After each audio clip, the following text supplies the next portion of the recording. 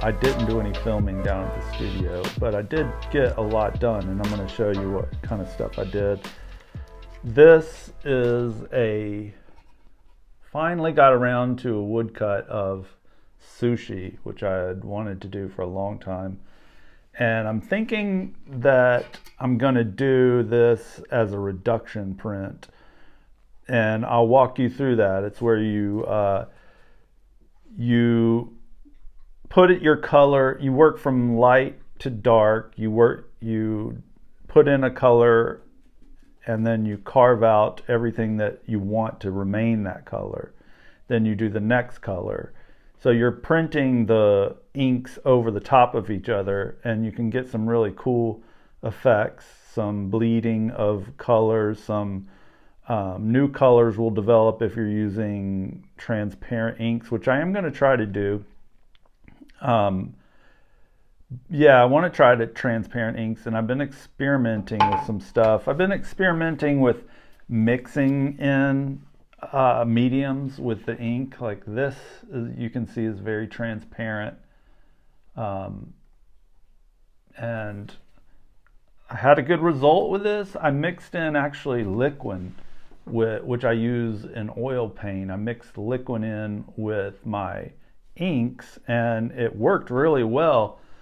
Although the brayer cleanup was tougher, and the brayer, oh, it's really sticky. Yeah, I don't like that, how sticky this is. And I used oils to try to get it off. I used Dawn dish soap to try to get it off. I may have ruined this brayer, and I would never do it on my big ones, my big expensive brayers. I do not want that stuff to touch it. So I'm gonna have to figure out how I can get more transparent inks without ruining brayers.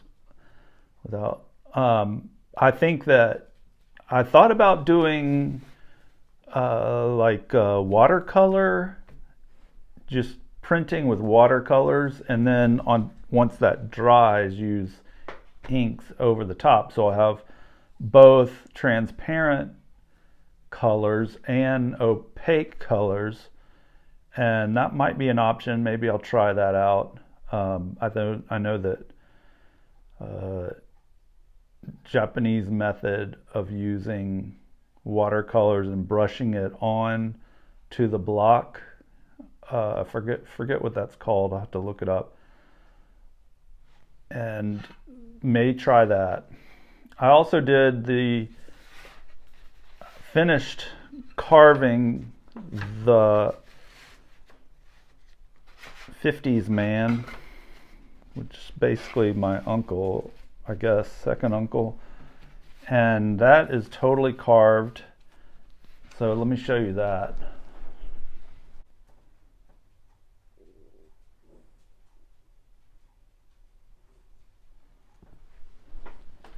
If you get a knot, then it can really grind your stuff down.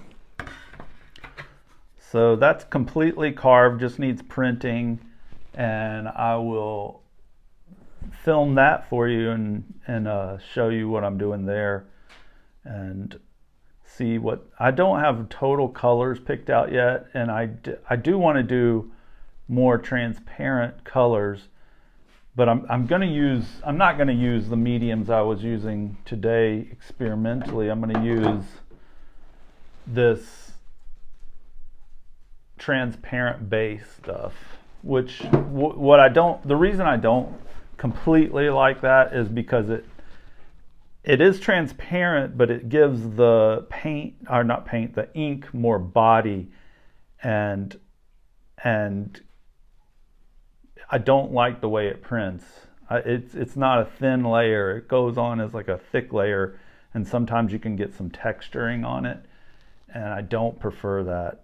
So I'd really like to figure out a way to mix my inks so that they are transparent and thin.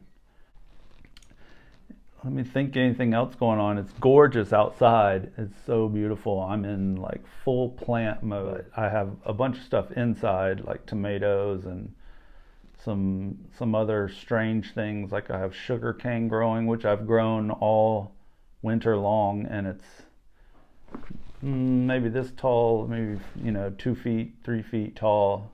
Usually sugar cane shoots up to like 10 or 11 feet tall in I think 60 days, but because I'm in the wrong zone, I decided to just try it out, so just see what I could do with it for fun. I've also got some banana trees outside that I'm really excited about them popping up.